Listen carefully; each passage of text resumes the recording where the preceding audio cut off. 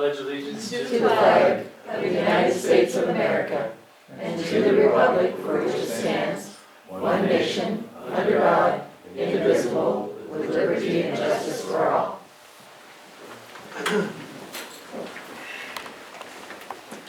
Okay, so our first item of business will be Zane Kern. It's a conditional use application number CU 19-02. And this is in light manufacturing zoning. So I'm going to turn this over to Larry. Okay, I'll make some initial comments and then we'll have a chance for the applicant to talk about his request, and we'll also have a chance for anybody that's in opposition or a proponent of the project to be able to speak. And then we'll have clarification statements from the board if they need any, and then finally we would end up with a decision. So I'll just go over some initial facts and we can begin the process there. So this is a request by Zane Kearns, doing business as High Desert Cartridge Company. The location of the request and where the use will be exercised is at 511 Nesbitt Street, which most of you know, of course, is near the intersection of Nesbitt and Mill Street here in Goldendale. And like Sherry said, the site is zoned light manufacturing. This public hearing notice was published in the Sentinel. The site was posted and landowners within 300 feet were notified.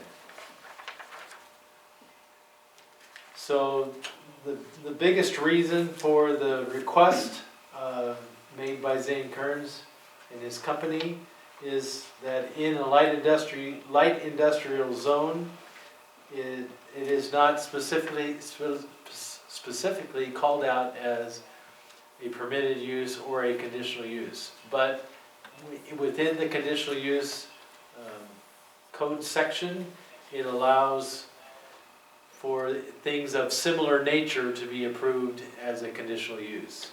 So that's one of the things we want to talk about tonight. Is it similar? Is it like other uses that are listed as conditional uses or principal uses? So the area again that on his property is zoned light industrial, and everything to the west is zoned light industrial, and then there's residential on the east, on the north and south and east sides.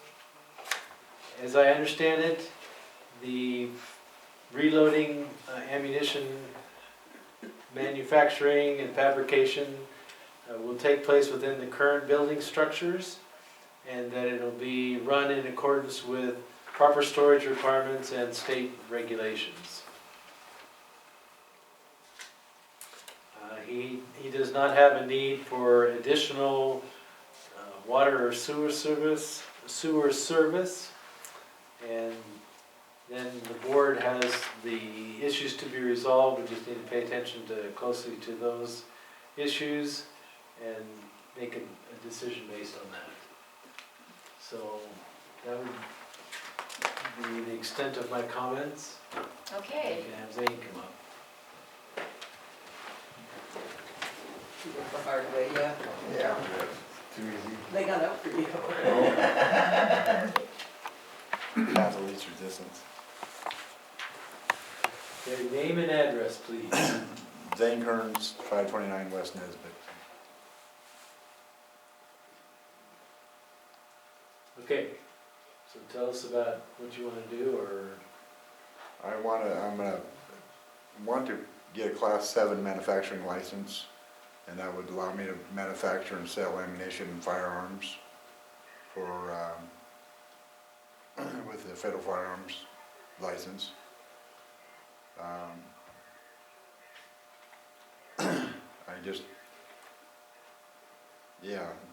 Need a variance to get the federal firearms license. so let me ask you a couple of questions. Yes. On your picture, you indicated on your site plan here you had A, B, and X. Can you tell me which Excellent. X, okay, X marks the spot. Yeah, Okay, well, I just wanted to clarify that. yeah, no problem. X marks the spot. So again, it is in an existing building. Yes, Um, Your environmental checklist talked about a little bit of noise and a small risk of explosion, I guess, maybe? yeah, Can you maybe detail that a little bit and maybe tell us how little of a risk we're talking about? very little.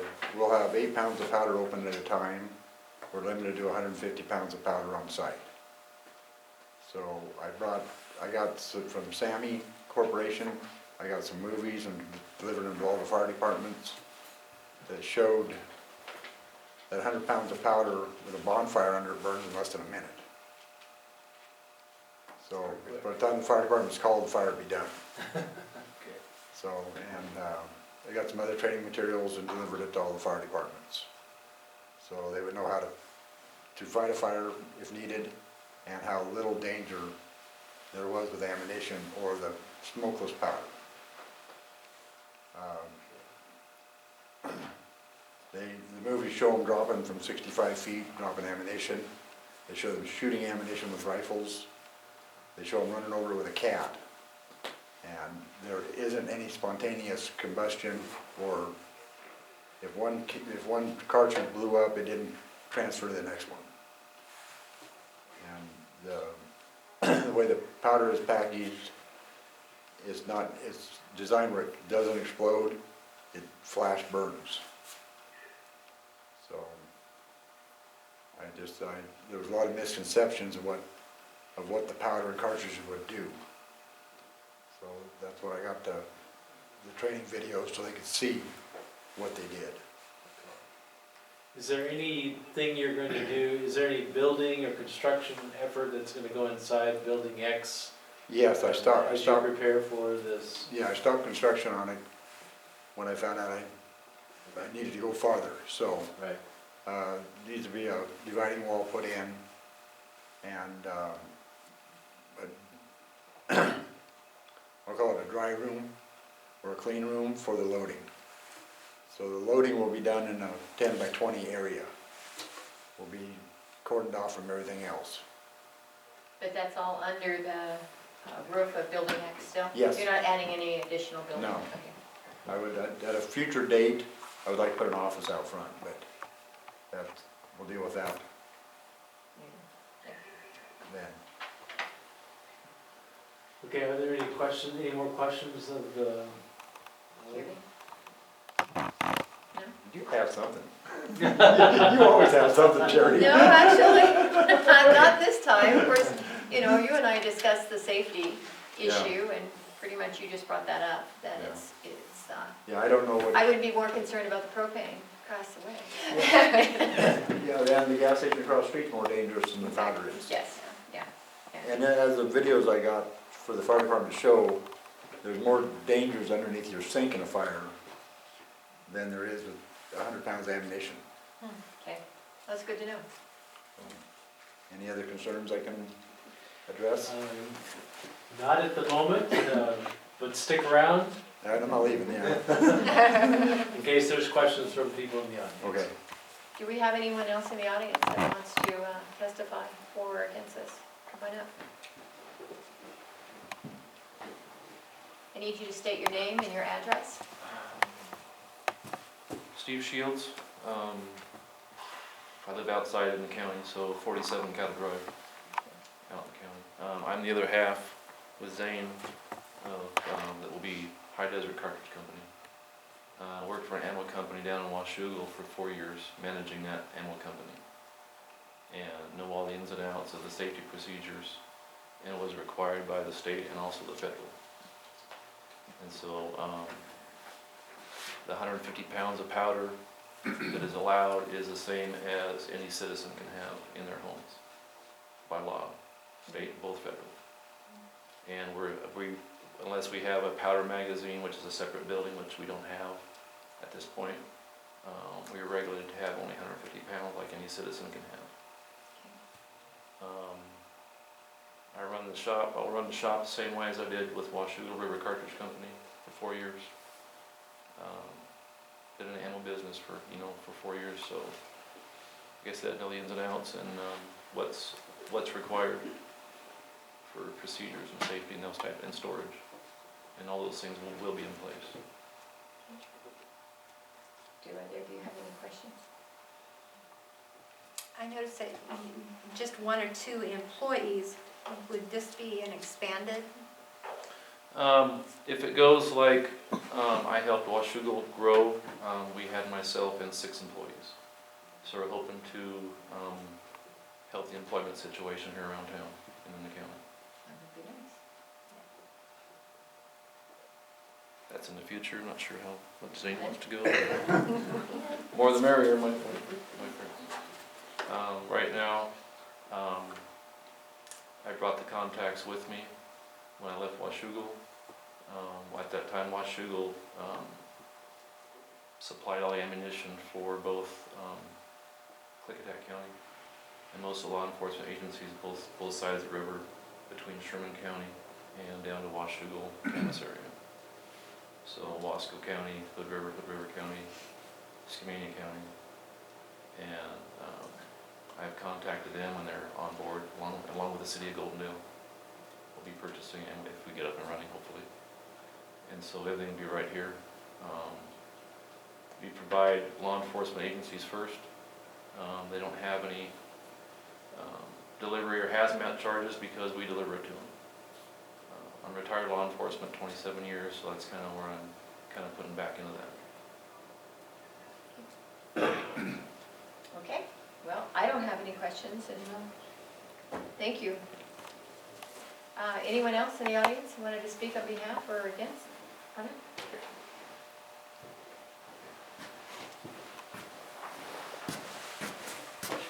State your name. Dan Christopher, Address. 214 Harms Road, so I'm Centerville, not Goldendale. Support Zane, support what he's doing. As far as how much powder he can have on the property, I live out in Centerville. In my little garage, I have a Dillon 1050 progressive reloader, which is the biggest reloading press standard citizen can own. Have 150 pounds of powder, just like every citizen can own. He's not asking to do anything more than I do in my garage. In his area, it's probably cleaner than mine. So, yeah, also, Centerville firefighter. I'm not worried about a fire at 150 pounds of powder. It does not concern me in the slightest. As long as we know it's there. And we will know it's there, and I'm sure a lot of us will know exactly where it is in that building, so if we do have to respond, we know exactly where it is in that building. And we handle those kind of fires differently when we do know that there's something there, which makes it safer essentially for all of us. Main thing, and Steve touched on it, is they're creating jobs. This county needs jobs. Don't shut them down. Pretty much all I have to say. Any questions? No? Thank you. Thanks. Anyone else?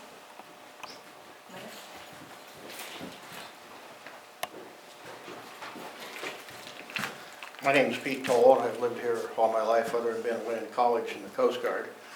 And my folks used to have a fuel distributor there with gasoline and diesel, and also sold propane, and we've never had any trouble with that. And I'm a reloader myself all my life, and I have no problem with it all, of course. And I think that'd be another good little business for Goldendale to have, especially if they sell to the police departments. And I think smokeless powder is very safe, as long as it's handled right. So that's about all I gotta say. I'm supportive of it. Thank you. Do we have anyone else in the audience? Tom Townsend, live at 1217 North Columbus Avenue, and I would concur with all the supporters. I think it's a fine thing, and I just think it'd be a great business. Thank you. Thank you. Do we have anyone else? I forgot to add something on my history. Okay, go ahead. I had a manufacturing license here in the 90s and manufactured ammunition over here at 915 South Columbus for 8 years. So I guess I didn't ask permission that time. In your letter. Yeah, and I also got a letter from the Conservation District that says it's non-significance. I don't know if you got a copy of that or not. I did. Okay. Thank you for sharing that. Thank you, Zane. Okay, anyone else in the audience? Lauren Megger, 321 Northwest High Street. I just wanted to voice my support for Zane's business. I think we've seen it in the paper quite a bit, these council meetings, discussion of the need to bring in manufacturing and try and develop jobs, and I think it's a great opportunity to do that. I see city, counties, and states offering incentives to bring in business, and I wonder if the city incentives to help Zane be successful in his first year or two of business, the city can offer him. Thank you. Anyone else? Okay, do we need to have any discussion? Oh, I'm sorry, I didn't see you. Sorry. Trevor Modar, 123 Sunset Drive. I would also like to show my support for that manufacturing ammunition by Zane Cruz. Okay. That's all. Thank you.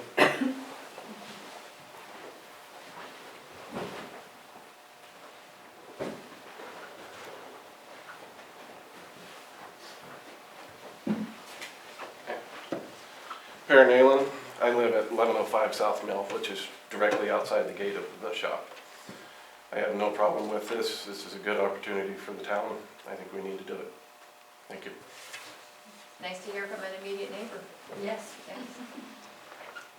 Zane, I think you packed the room. I tried. No, I was really surprised. I didn't ask anybody to show up, and I'm really surprised the ones that did.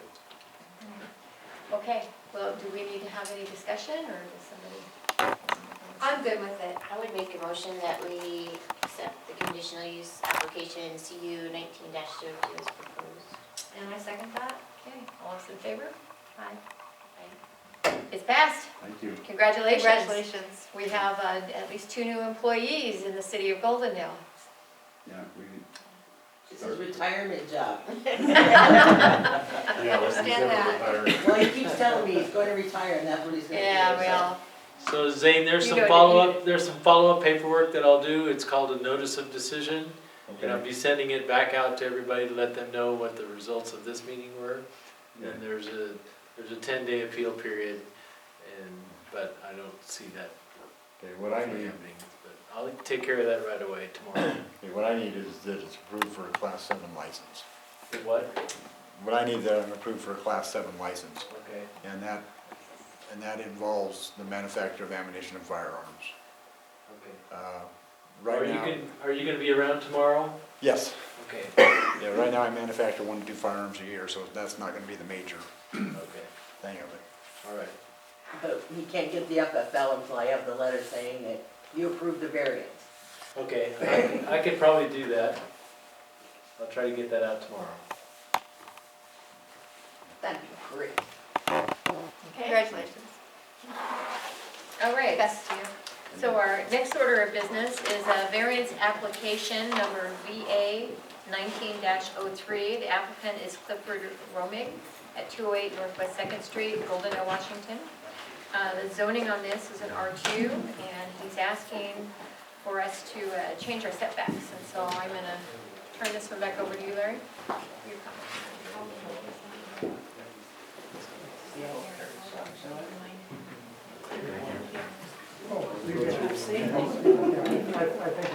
Okay. So. Let me get my glasses on, that's why I can't see. Okay. 208 Northwest 2nd was the address. And the notices were sent out to the property owners, and the property was posted, advertised in the Sentinel.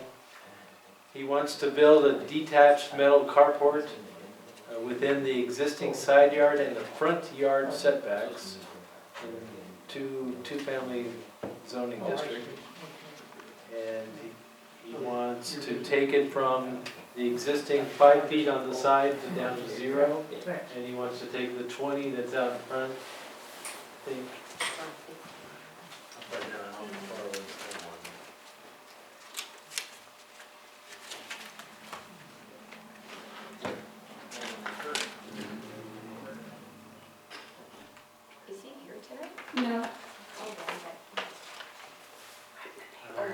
setback in the front from 15 to 2 feet. Right.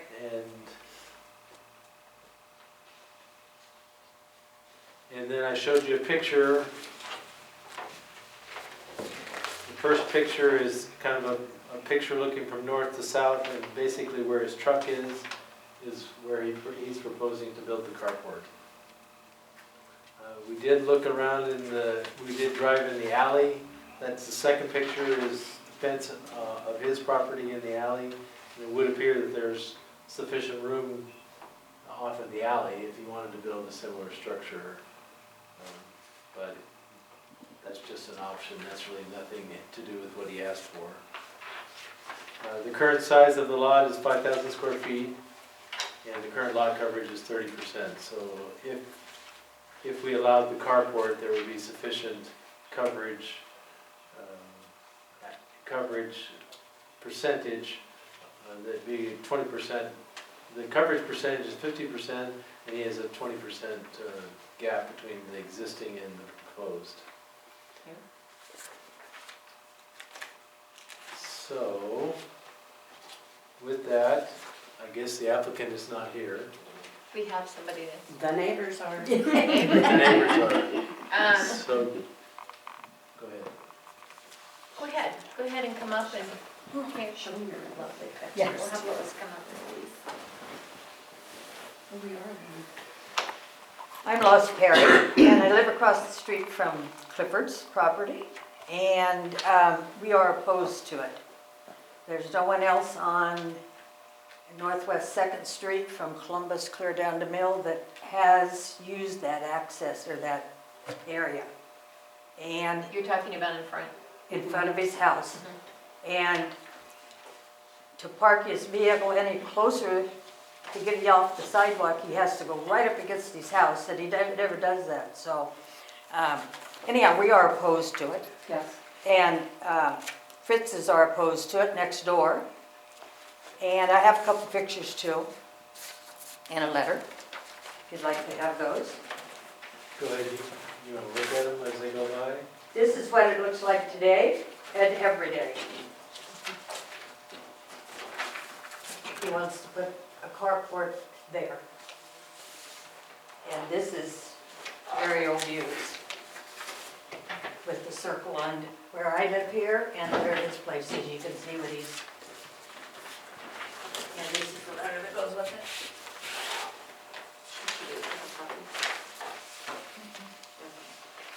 Come together. Okay.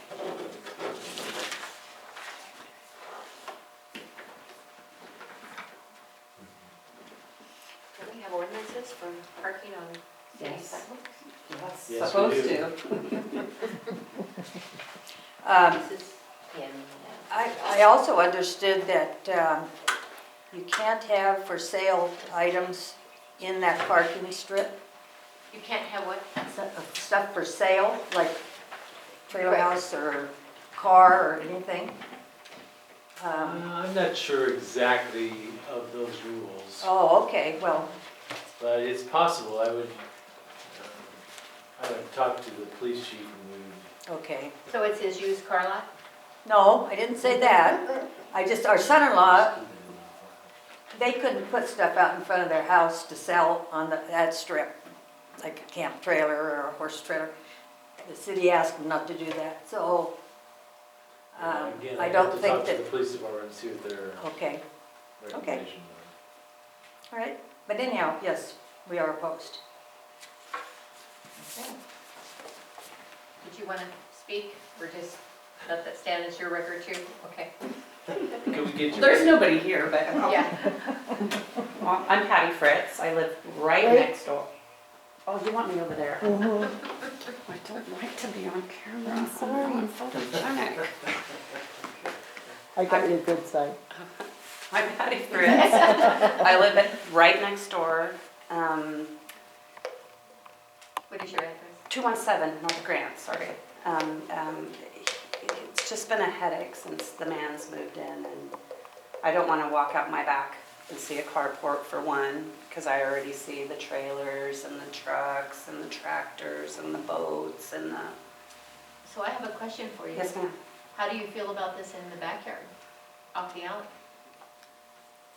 Perfect. I mean, that would be awesome, because he does have the room, but he also has 4 dogs, and he has an add-on that he's already added on to the back of his garage that's already there. So it'd be great if he could. It'd be perfect if he could, but I really don't see any room. Do you have any opposition to, Not in the backyard, backyard? it's just Not that, back. yeah, since Northwest Second is not, nobody else has anything in that Nobody easement. has a carport. Everybody parks on the street before the sidewalk. has anybody talked to the city police about enforcing the parking there? I noticed that. No, we thought we had to go to the city, but if it's, I mean, we Yeah, you we can't park gladly on a call the city fire sidewalk. department and, because he does burn in his backyard but if we have to go to the police, I would, I would recommend, Larry, that these pictures, they pass on to the police department and take a look at that. I think they're aware, but we'll, yeah, Get on 'cause- we'll Pictures get on it kind of more. say 1,000 words though, Mhm. you know?